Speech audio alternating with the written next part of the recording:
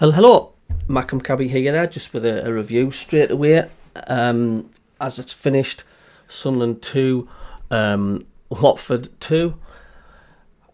Well, it just seems like a carbon copy of the Plymouth game, apart from it feels a little bit better because we were rescued a point rather than giving it away. It's just the same old pattern, isn't it? It's the same scenario where we start off well, we get a goal, sit back, do absolutely nothing at all for minutes upon minutes. We just give teams the chance to get possession, to build up. And there was that gap, wasn't there? That was just so depressing to watch. They got a penalty. He took the penalty well. Can't say nothing about that. I'm just going to put my phone on silent. Everybody's pinging us at the minute. And their second goal, well, I mean, sometimes you just have to take your hats off and applaud and say that was a cracking finish. Four goalkeepers on the line wouldn't have stopped that. That was just pinpoint, laser guided into the top corner. And Watford were deservedly in front. You know, they looked comfortable at that point, and I couldn't see where a goal was coming from with Sunderland. And it's just a Sunderland way, isn't it?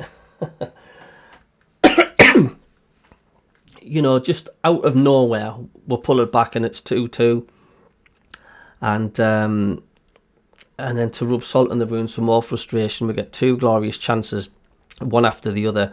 Where Isadore was like one-on-one with the keeper, but he didn't have much time to think what to do. He literally was. All of a sudden, he was in front. He was one-on-one with the keeper. He had a second to make his mind up what to do, and I think he panicked a bit, and he just hit it straight to the keeper. Where, it's all right and it's easy for us to say he could have like dummied him like he did the Borough keeper and went round him and he slotted it in. It's easy for us to say. But he tried it with his outside of his boot, didn't he, to try and knock it round the keeper. It just didn't work.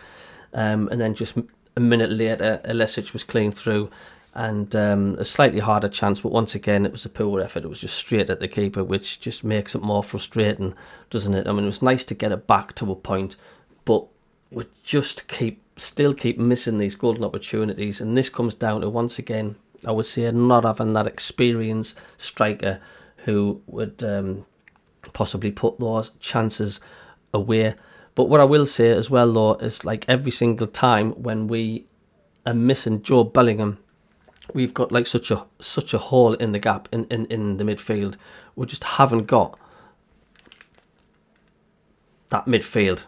We're bossing teams in the middle, and that's where our build-up comes from. That's where our attack comes from. Take Joe out that side. And we just haven't got that. It's so obvious. I mean, look, when he was suspended for his yellow cards a few months ago, I think wasn't when we drew 6 on the bounce. Job didn't play in any of them games. Yes, I know he played against Plymouth, but it's massively evidence. You take Job out and we're just not the same side. It just shows you how important he is to have him in that side. And it's still a problem, isn't it, with lack of depth with Sunderland. When you're missing a vital player, we don't seem to have cover for it. We don't seem to, fill in for that missing gap and say, well, we'll still be all right without that player. But take Job out, and it's just evidence in there. We've got nout in the middle when Job's there. It's like Neil's not the same player, Riggs not the same player. It's just the circuit board is just not wired up without Job. But why Sunderland keep doing it at home? Like I say, the atmosphere, fans keep saying, why is the atmosphere bad at the stadium? I'm like, well, it's just simply because of the way Sunderland play. It was loud for the first 20 minutes when we were in front. The fans were starting to get excited, and then Sunderland just started to take the foot off the gas, let Watford have the possession. They were passing us all around the pitch. We were chasing shadows. Surprise, like I say, they got the equaliser. But overall, would I take a point? Would I take a point? Well, I'm going to have to, aren't I? It's better than a defeat. Of course it's better than a defeat. I'm happier than 2-2 than, of course, would have lost that game, because we've still shown character and we didn't lose against a decent Watford side who were knocking on the door in the playoffs. But it's similar to that time when we were in League One with Jack Ross, wasn't it? When we wanted to go for the top 2. Far too many draws cost Sunderland that season from getting the top 2 and ending up in the playoffs. And looks like it's happening again. We're just drawing far too many games to keep in touch with the top 2. Leeds and Burnley, their win ratio and the winning games on the bounce is just so much better than what Sunderland do. We just win, draw, draw, win, draw, draw. It's just, we need to be win. We need to get that string of wins together. But I keep saying that. I've said it in a few reviews. We just don't seem to have that in us to get that 4 wins on the bounce. And we need to do that a few times as well, because the standard for the top 2 in the Championship is huge. Every single season you're going to have this. You're going to have the Premier League teams coming down, getting relegated, and then they'll be dominating the Championship. On the rare occasion you get like the Luton Towns and stuff, or even Sunderland when we came down, they sink further behind. But the majority of teams that do get relegated, they end up bossing the Championship, and we're always going to be up against it. And it's just so hard for other teams in the Championship when the Premier League teams come down. But that's the standard you need to have to catch these teams and get into the top 2. It's like you need to get these 4 wins on the bounce, going for 5 wins on the bounce or something like that. That's what you need to do, because the teams that get relegated, I mean, look at Leeds, look at Burnley. Yeah, they might draw the odd one, but there's so many times where they're putting a run together where they're getting 4 or 5 wins on the bounce, and that is the difference. And also not conceding goals, that's what Burnley are doing. They aren't pretty, but they're not letting goals in. We've let 2 goals in 3 times on the trot. We've let 6 goals in 3 games. That ain't good enough. That ain't good enough for top 2. 2 against Plymouth, 2 against Borough, and 2 today. And I still think we've not done enough in the transfer window yet. We've got that striker from Liverpool, but people are saying he could not be available for the last 5 games. Well, that's just as much use as a chocolate spoon, isn't it? Stirring a cup of tea. It's just no good at all.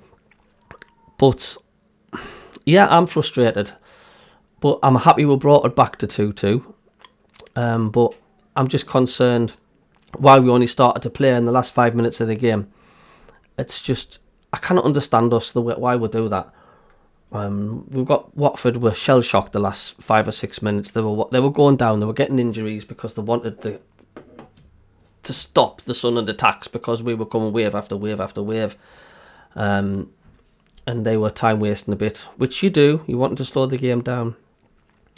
But I am relieved it's 2-2. But at the same time, I'm frustrated.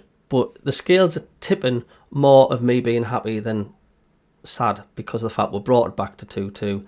But I do think if we had an experienced striker in that squad, we'd have won that today, and we would have won so many more games this season if we had that attacking option up front with an experienced striker. I'm not giving Isidore and that unless it's your hard time over that. He's been immense.